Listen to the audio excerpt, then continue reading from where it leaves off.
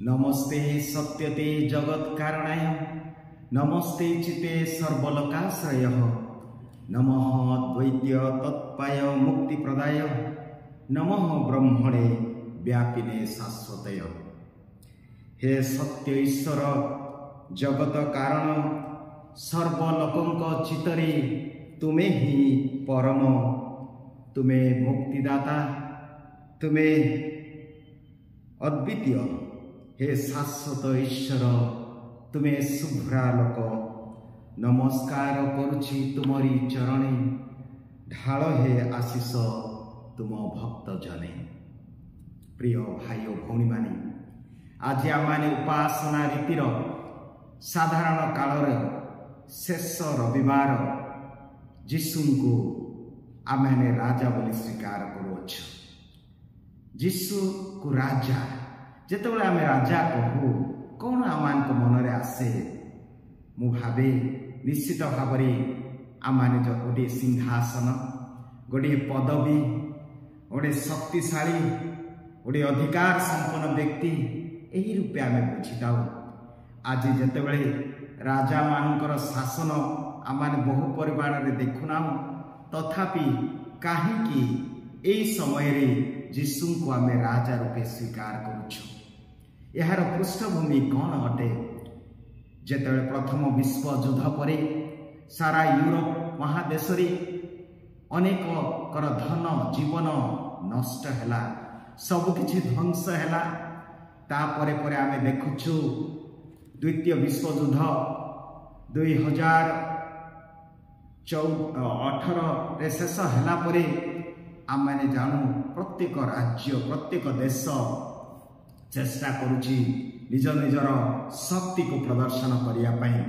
आमे जानूछु यह एक समय थिला जेतेबेले रूस रे बोल्शेविक आंदोलन द्वारा कम्युनिस्ट मानकर आविर्भाव होइथिला। एही समय रे इटाली रे आमाने जानूछु से एकछत्रवाद आमाने देखिया पाउछु। पुणी जर्मनी रे हिटलर शासन क्षमता एपरी भाव में समस्ते निज निज को बड़ निज निज को अधिकार संपन्न व्यक्ति राजा परी से माने शासन करिया को चाहूतिले। ठीक यही समय रे पुण्य पिता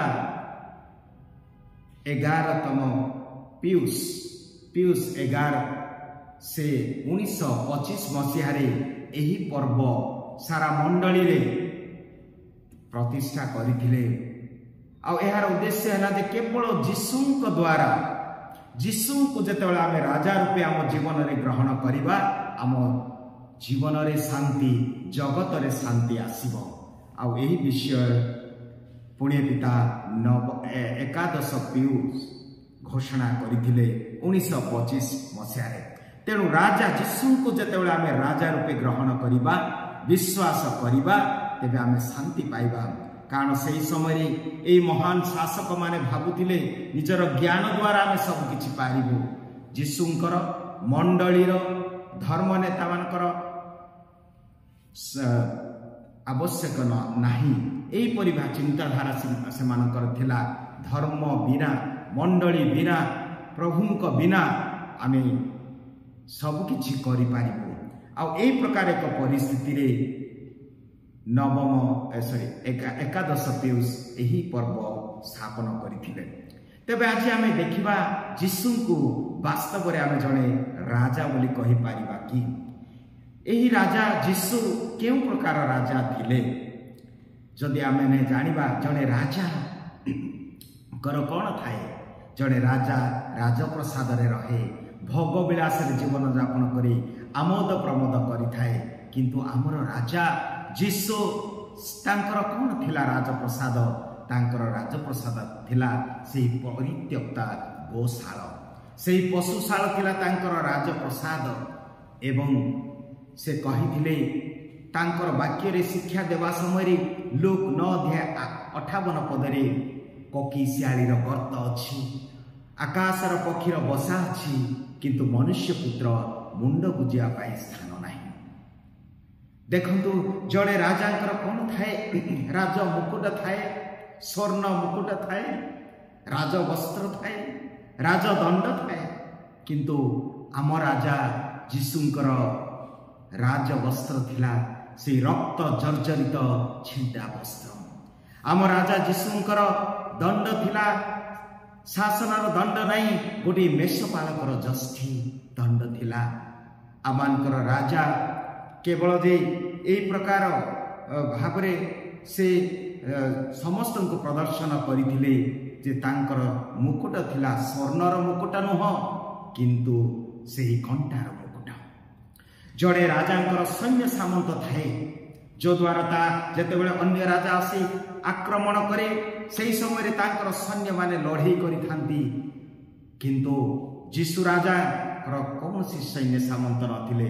जेतेबेले पिलातों द्वारा पिलात पचारुछंती सेही समय से कहिथिले जे मोर सैन्य सामंत जदि थांती से माने चाहि थांते मो पई लड़ाई करिथांते कि मु जेपरि यहूदी मानक हस्तरे समर्पित न हुए।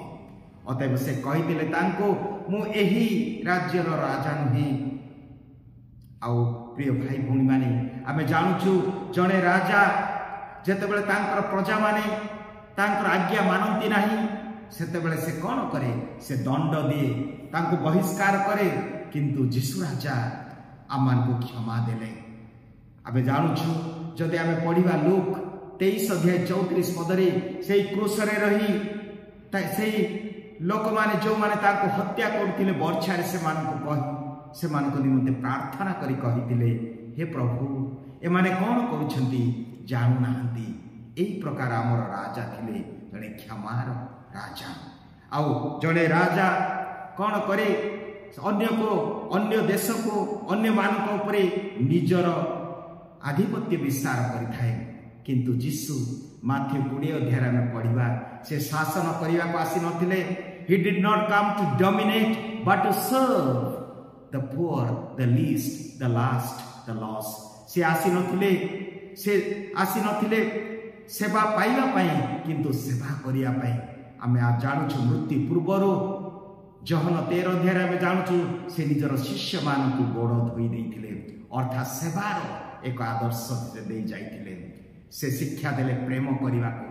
चमत्कार आमर राजा विस्मयकर राजा तांको राजा आमे कहिबा सारा सृष्टिर राजा। कारण आमे जदि पढ़िबा कलस्य मंडली निकट पाउल लेखि कहंती 1 अध्याय से कहंती जे समस्त दृश्य अदृश्य सिंहासन आधिपत्य सब किछि तांको द्वारा तांको पई सृष्टि। अतएव सारा सृष्टिर से स्रष्टा एणु तांको आमे राजा बोली कहि पारिबा। तेबे प्रिय भाई भौणी माने आज आमे वास करूछु विज्ञान जुगरे। विज्ञान द्वारा आमे प्रभावित प्रति मुहूर्त आमे देखुछु डिजिटल नुआ नुआ मोबाइल नुआ नुआ कंप्यूटर नुआ नुआ विभिन्न विषय आविष्कार होछि किंतु जीशु जे राजा आमर से समस्त विज्ञान को अतिक्रम करथिले।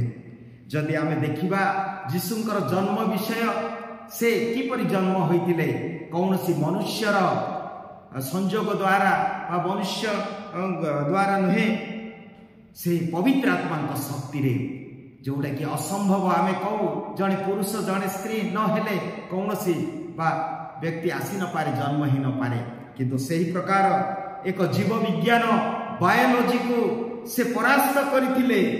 से जन्म हेले बिना मनुष्यर संस्पर्शरे से जन्म हेले पवित्र आत्मा को शक्ति रे। कोठी गला बायोलॉजी कोठी गला जीव विज्ञान। प्रिय भाई भौणी माने से जेतेबेले काना ग्रामरे जल को से भोजी रे जल को द्राक्षा रस रे परिणत कले कोठी गला केमिस्ट्री रसायन विज्ञान जहा कि असंभव किंतु जीशु से जल को द्राक्षा रस कले। आमाने जानू जीशु तांकर शिक्षा सब किछि कार्य समाप्त परे से स्वर्ग को गले स्वर्ग आरोहण कले। आमाने जानुछु आमे ग्रेविटेशनल पावर को जे कोनसी जिंस को आमे ऊपर फेंकी देले तळे आसी किंतु कोठी सेही साइंस गला से माध्याकर्षण शक्ति गला कोठी। प्रिय भाई भौणी माने आमे जानिबा से 2टी माछ एवं 5टी रोटी द्वारा केते 5000 लोक को खाइबा को देले कुआडे गला इकोनॉमिक्स कुआडे गला तार प्रोडक्शन तार कंज्यूमेशन सबु अर्थनैतिक नियम को मध्य से अतिक्रम करथिले। तांकु से माने कहिथिले जुदार सिंह अर्थात जने जूलॉजिस्ट बा प्राणी विज्ञान कहि पारे से जुदार सिंह जीवन बोटानिस्ट कहि पारिबो से जने जीवनर वृक्ष एवं जने जियोलॉजिस्ट से कहि पारिबो से जुग जुगर प्रस्तर जने इंजीनियर से कहि पारिबो से गृहर कोन प्रस्तर जने रोषैया कुक कहि पारिबो से जीवनर रोटी जड़े डाक्तर कहि पारे से वैद्य डाक्तर मानकर डाक्तर कथारे से सुस्थ कले एवं जड़े पापी पाई से होंती मत्स्य महान विस्मयकर अति चमत्कार राजा सेवा प्रेम क्षमार राजा। प्रिय भाई भौणी माने आमे एही राजा को आमे वास्तव में चिन्हि पारुछु कि जीशु जेतेबेले कहले केबे केमिति क्या तांकर राज्य से कहले तांकर राज्य केमिति आमे जानिबा एठी नाही सेठी नाही किंतु से कहले स्वर्ग राज्य तुम मानक मध्यरे। लूक 17 अध्याय 21 पदर आमे जानुचु जीशु शिक्षा देले जे तांकर राज्य आमानक मध्यरे। साधु पाउल कहंती जे स्वर्ग राज्य से जीशु राजार राज्य खाइबा नाही पीबा नाही किंतु तांकर राज्य हला पवित्र आत्मा धार्मिकता एवं आत्मारे आनंद शांति धार्मिकता एवं पवित्र आत्मा ठारे आनंद ताहेला जहा कि जीशु साधु पाउल कहंती रोमियो 14 अध्याय 17 रे। तेबे आसंतु आज आमाने आमर जीवन आमर ई जगत आज पावर पाई क्षमता पाई आज युद्धर विभीषिका में चालुछु एही मनुष्यर स्वार्थ पाई आज समस्ते निज निजर शासन को प्रतिष्ठा करिया पाई चाहूछु निज निज को एक छत्रवादी रूपे आमे प्रकाश करियछु। प्रिय भाई भौणी माने जीशु ही आमर राजा। जेतेबेले आमे तांकर वाक्य सुनिबा जेतेबेले आमे तांकर आम जीवनर राजा रूपे स्वीकार करिबा विश्वास करिबा आमे पाइबा शांति आमे पाइबा आनंद। जेतेबेले तांकर वाक्य अनुसार आमे चालिबा जे क्षमा सेवा प्रेम र जीवन बितेबा आमे पाइबा शांति। तेबे आसंतु प्रिय भाई भौणी माने जीशु को प्रार्थना करिबा जेपरि से आमर हृदय को शासन करंतु आमर मन को शासन करंतु आमर शरीर को शासन करंतु प्रति निष्पत्ति नेबा पूर्वरु जे जीशुंक पाखक जिबा प्रत्येक कार्य करिया पूर्वरु जीशुंक ठारे शरण नेबा तेपरि से आमानकर जीवनर राजा हेबे परिवारर राजा हेबे आध्यात्मिक जीवनर राजा हेबे एवं तांकर आनंद शांति एवं प्रेम आम हृदय रे आम मध्य रे सारा जगत रे सर्वदा वास करो। जीशु आमर राजा हुंतु। आमेन।